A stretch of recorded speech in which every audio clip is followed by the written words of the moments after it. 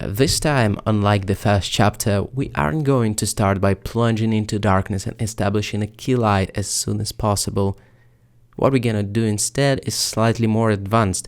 We're gonna get the initial idea for the light's placement based on one of the high dynamic range virtual environments, the 360 degrees light spheres that capture real-world lighting data. This approach feels kind of similar to shooting with an on-location light available, then basing some of the creative choices on it. In other words, to make it feel cinematic rather than theatrical, to make it feel like the light setup is grounded in some kind of reality around the model, we will base our lighting choices on the motivation derived from the initial high dynamic range environment. The rest of the steps, though, will fall really nicely into the formula that we have described in Chapter 1, so it's a natural extension of the workflow we are already familiar with. Our cinematic lighting setup starts this time by sampling the on-location light from an HDRI spherical environment. There are a few ways of doing it. The most common one is to use the world shader. In order to do it, we need to open the shader editor in the top window and switch its type to world. Dot on the numpad will help us to focus on the nodes. Here we see the background shader. We need to click on it and press Ctrl T to generate 3 nodes: texture coordinate node, mapping node, and the environment texture. Now the high dynamic range panoramic image should be loaded in. So here is my small collection of HDRI images from polyhaven.com. I will probably select one of the Hangar images after checking its thumbnail. Let it be this second one, for example, in the 4K resolution.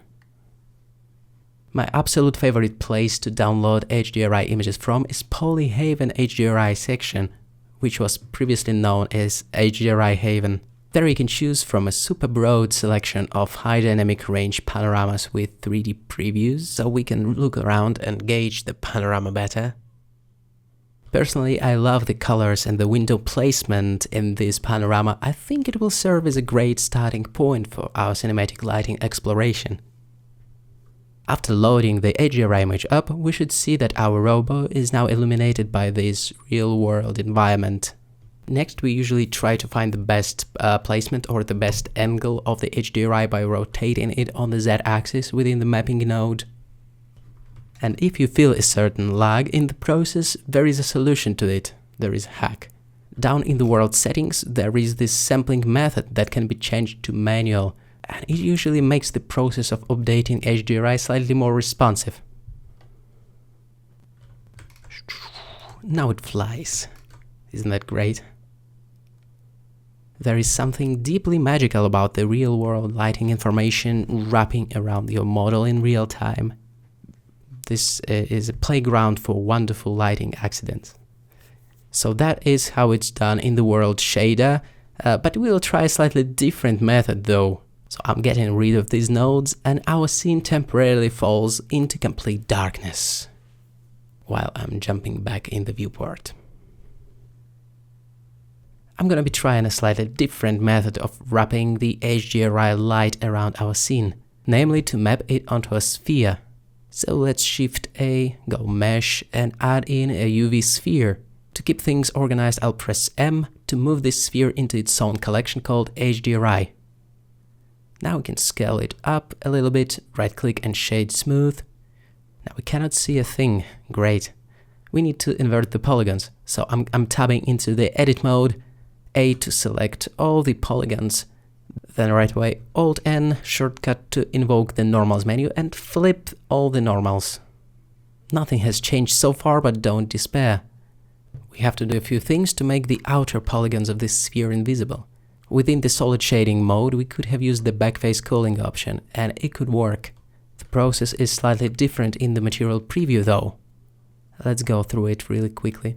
The first thing we need to do is go down to the material settings to enable transparency there. Let's give it some new material. Call it HDRI_environment. The backface transparency setting we're looking for is located in one of the submenus of the material properties, namely the viewport display settings submenu, the magic checkbox hiding the backsides of 3D faces. Here we go, now we can see through that sphere when looking from the outside. So this inverted sphere, physically located in the Blender 3D space, will be a holder for our HDRI panorama, a replacement for the world shader approach. There are a few cool benefits of doing it via mesh that will become clear shortly, but for now let's scale it up a notch and get to our shader editor. The shader type obviously needs to be switched over back to object now. And we should see the principled BSDF shader that was added by default. It can be safely replaced with a much simpler emission shader instead. All we need from this object is its light emitted from polygons. So let's connect it to the material output, then click on it and press Ctrl T to generate this bunch of useful nodes. In the image texture drop-down menu, we just need to locate our Hunger EXR panorama. And this is it. We recreated the HDRI setup, but with this sphere that emits the light from its surface. And unsurprisingly, the rotation controls will now behave in a slightly different manner. What was controlled with the help of the Z rotation previously is now mapped onto the Y axis instead.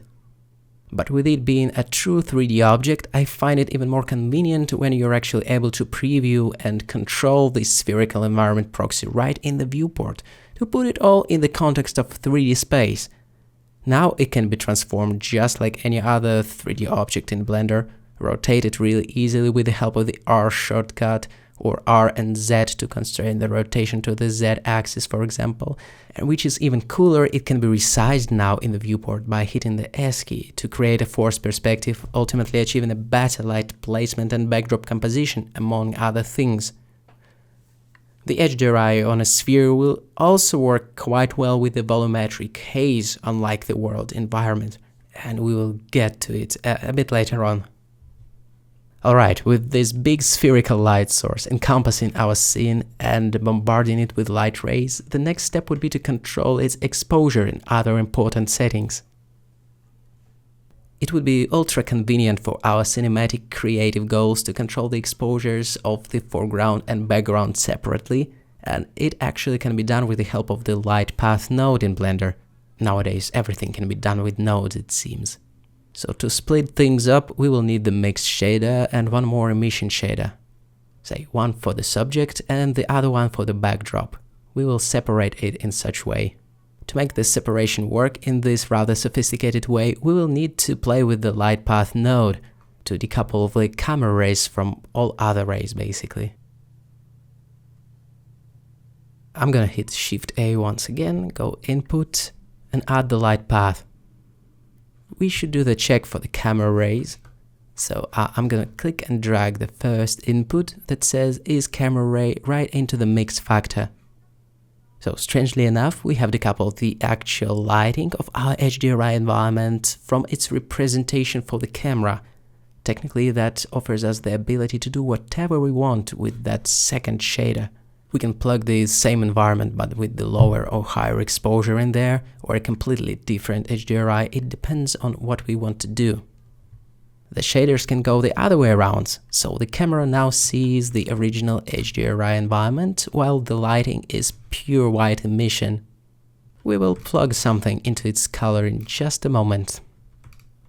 By the way, the inputs can be switched with the help of the Alt-S shortcut.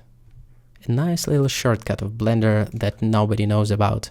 So let's say we feel good about the foreground lighting and just want to darken the backdrop. What we can do is Shift D to duplicate this set of nodes. That should go in their turn in the color socket of the second emission shader, like that. Now watch this.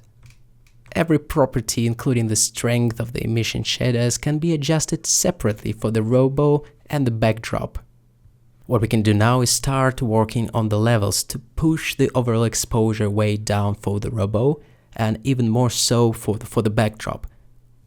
I want to create a pretty neutral, dimmed down base for our cinematic lighting experiments, like the first base layer, with the foreground being slightly more punchy than the background still. Hence the difference in exposures. I'm keeping it fairly low-key and dimming down the environment considerably. In addition to that, the reason I'm rotating the camera backdrop HDRI is that I'm trying to find a good angle that shows a lot of depth and perspective, so we shoot into the L of the room, and also to get some motivation for our future lighting arrangement, namely these gorgeous windows at the top and the neutral room tone in other places and stuff like that. Let us digress for a second and turn on the denoising, as I feel it'll be much better this way, much clearer. Okay, due to the split in light paths we created, it made it possible to search for a more interesting light pattern within our first HDRI environment by rotating it on the y-axis. This is extremely useful for experimentation, so I usually spend quite a lot of time just trying things out. I think I really like this idea of the soft light from our HDRI gently wrapping around the robo head, coming in from the back side of the hangar. But then a whole range of different lighting ideas can be derived by changing the HDRI rotation ever so slightly. As I've said, I quite like the idea of the light wrapping around the head with a pretty strong upstage lighting feel, but the split lighting idea with most of the intensity coming in from the left, hitting the short side of the face is not bad as well, and I won't be surprised if we end up basing our key light on that. It is definitely a stage of the process that is amazing for experimentation. It's worth taking some time and just playing around with it. Think of it as a sort of lighting brainstorm / look and feel development at this stage. Something like that. So to sum it up, I really like the neutral room tone and quite dampened exposure for our location. This is a nice base layer for what we're gonna do with lighting. I also like the features of this HDRI, like the windows and even some implied opening just outside the frame. All of this will work as a practical motivation for our setup.